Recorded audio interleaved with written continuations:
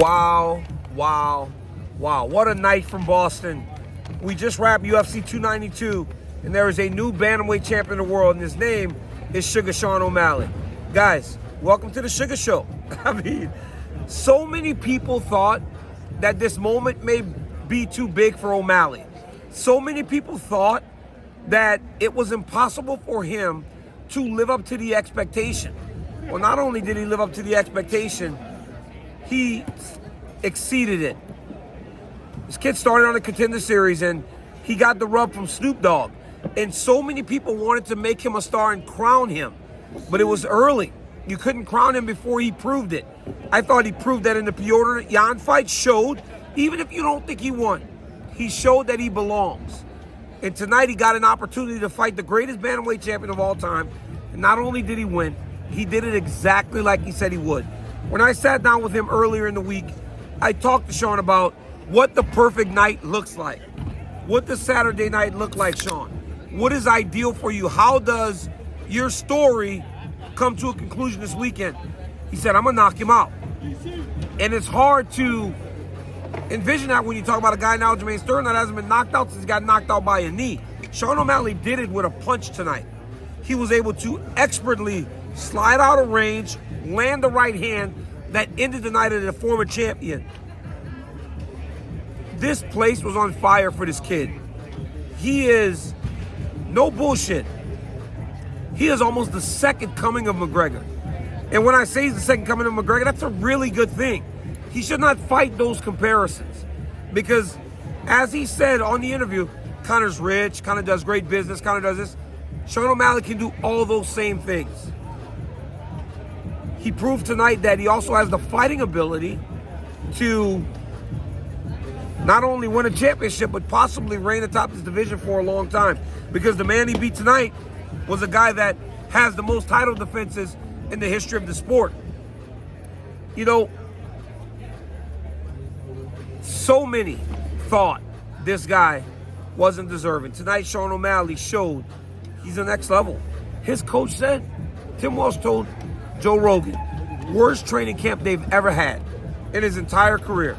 He said for the last 5 weeks, Sean O'Malley didn't wrestle, guys. He did no wrestling. He defended takedowns expertly. So what do they do now if they can't take him down? So many people believed that it would be the wrestler that would ground O'Malley, that would make the fight so dirty that he wouldn't be able to stay in those fights. He proved tonight he can defend takedowns from a guy that took down an Olympic gold medalist, Aljamain Sterling.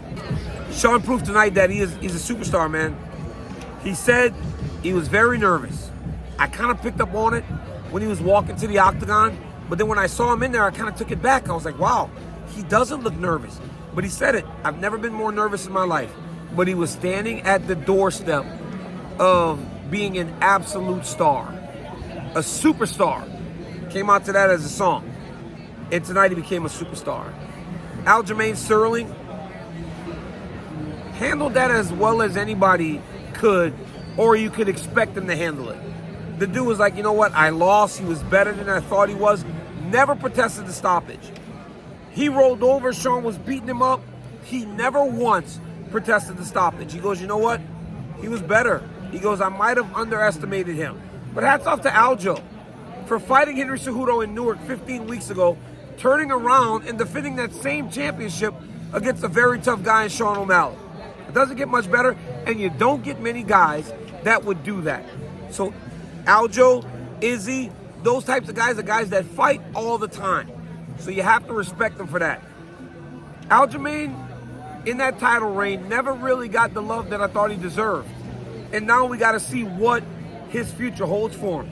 He said Sean O'Malley hit him in that way, and he can only imagine how Alexander Volkanovski feels, so he will have to reevaluate. But there are a number of challenges at 135 for Sean O'Malley. But guys, it was almost frightening to see how similar it was. O'Malley landing the right hand against Aljo, and Conor landing the left hand against Aljo. And the way that they fell for those guys to become champions. Look at these pictures. It's Aljo falling forward and it's Aljo falling forward. It's almost similar. It's eerie. But tonight, O'Malley became a legend, became a star. And I'm very excited to see what the future holds for him. Guys, before we get to the co-main event, Zhang Weili and Ian Gary, gotta pay those bills. Today's video is brought to you by the Game Time app. The Game Time app is the worldwide leader in last-minute ticket sales. Hell, tonight I needed to buy one ticket. I went on the Game Time app and I saved money because the Game Time app saves you money at the last minute. So it does not matter what you're trying to do. Whether you're trying to go to a basketball game, football game, comedy show, or concert, use the Game Time app. And if that's not enough, use my promo code DCTV and we'll give you $20 off of your first purchase. Download the Game Time app today and save money. And if you want to save more money, use my promo code DCTV. Zhang Weili proved once again that she's the best. I have said this time and time again, I think the world of this young lady. She is finally showing in her performances that she's ready to dominate the toughest weight class we have in female fighting. She dominated Amanda Lemos. From the wrestling to the striking, she did everything well. Zhang Weili, if she can continue to fight at this level, it's going to be a handful for anyone, and it's going to be hard for somebody to take that belt off of her.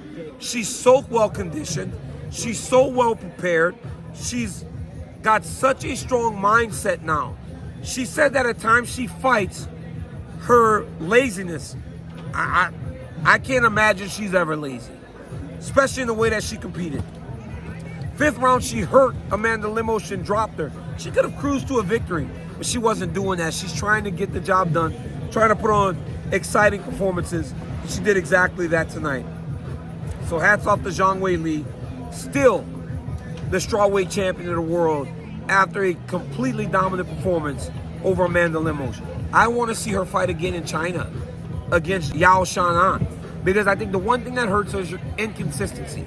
If she's more consistent, I think she can be a global phenomenon. Zhang Weili. Ian Gary put on a hell of a performance tonight against Neil Magny. He dominated Neil Magny. Guys, this was not close.